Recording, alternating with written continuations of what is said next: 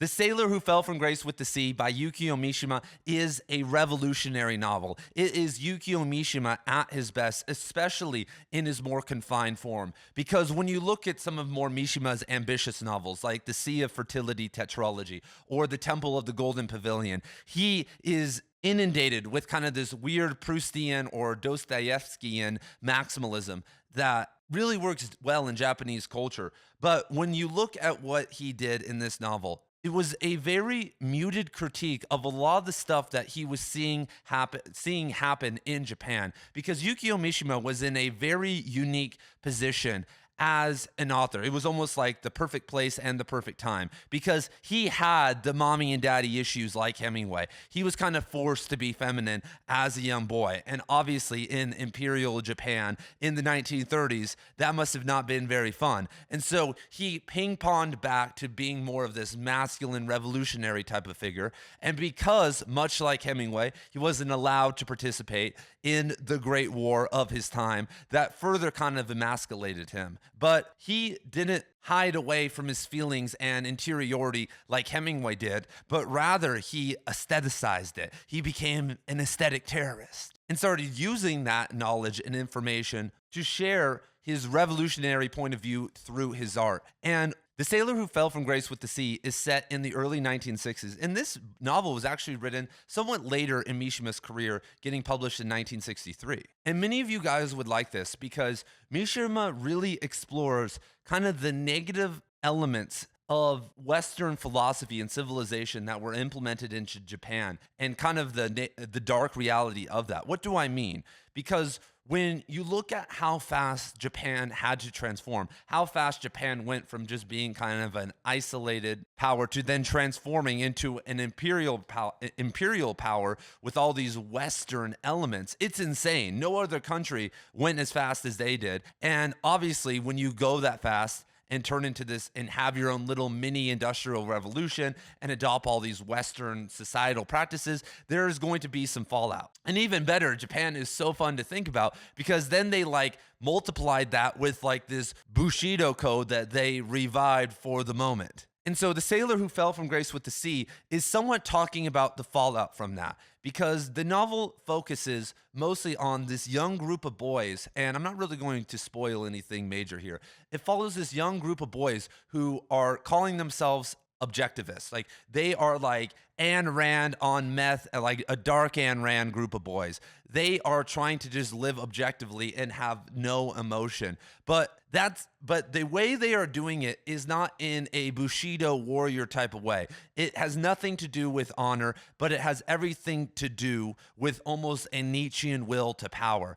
And when you look at the adoption of Western principles and fascism in Japan, and then even more so, the kind of forced adoption of capitalism and American ideals with, MacArthur and being an administrator over Japan and all the stuff that happened in the 1950s, then it's really awesome to see how Mishima puts all that together by showing us these young boys who are in this seaside town who are now living in the moment. Some of their fathers are dead and gone because of the war. Many of them don't like their parents. Many of them view their parents as kind of detached. And I would say a lot of that is because a lot of the cultural customs and rituals that were present in previous generations are now gone. And so now they are on their own. And so one of these young boys, Noboru, is living in this house, and his mom is a single mother. And I'm going to spoil one thing that's on the first page of the novel, that Noboru spies on his mom at night. He has a peephole, and so whenever she has sex with random men, he is always watching, which is very Hemingwayian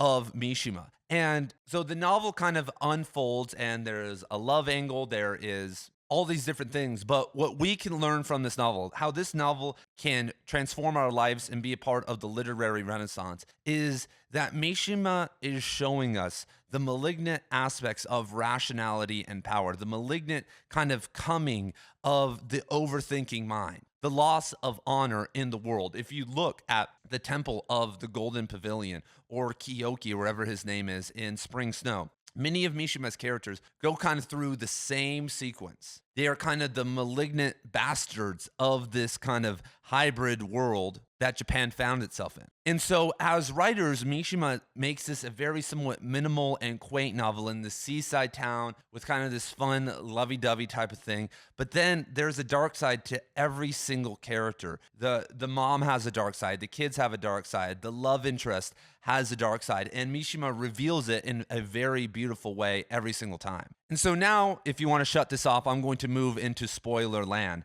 And so, wow, I mean, the boy, first and foremost, I feel like the boys dissecting that cat impacted me more than them dissecting Ryuji or wherever his name is at the end. And it's so funny that, Mishima knows about ideals. Mishima knows about worship and being let down. And I think this comes from in his own soul and what happened earlier in his life, because they had all this rever and praise for these figures that they saw going into World War II.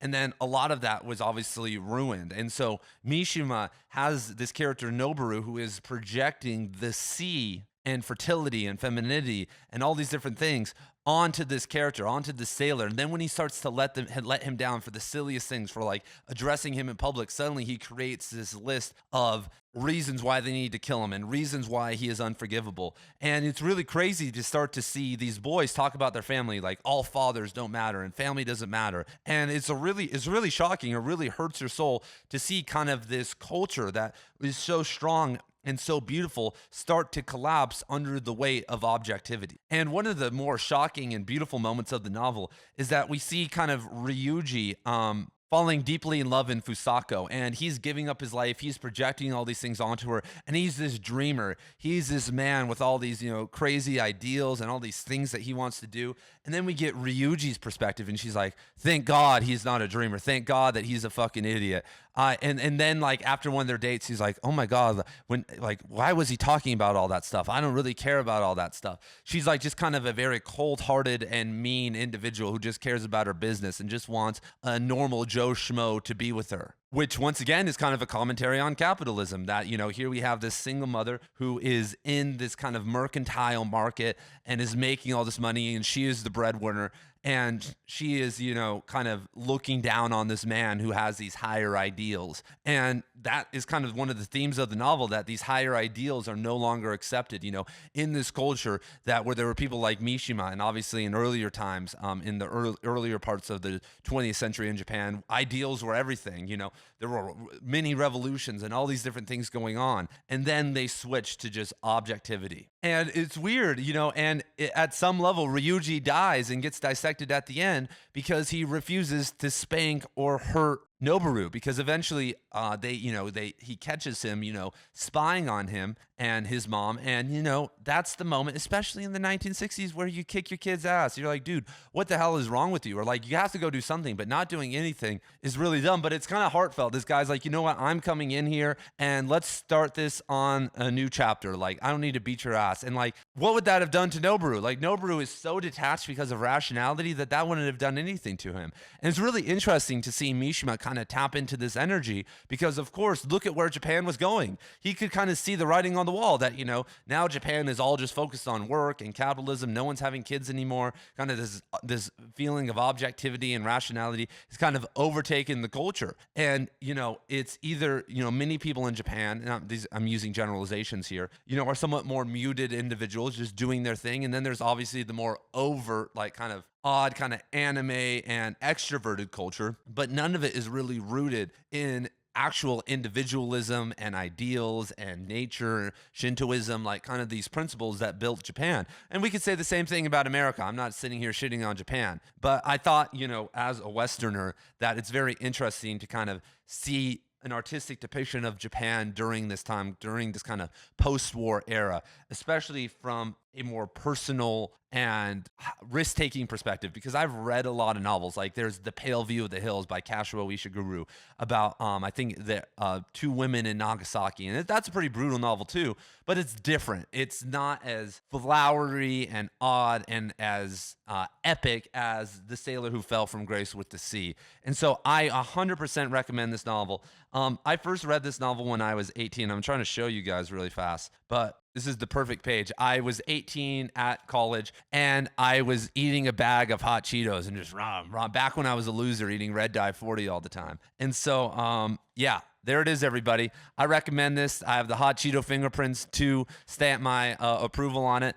I will see you guys in my next video. I run a Yukio Mishima book club. I have a ton of other videos on Yukio Mishima. If you want to go join me there, go check out the course and book club or the playlist if you want some free videos down below, and I will see you guys very soon.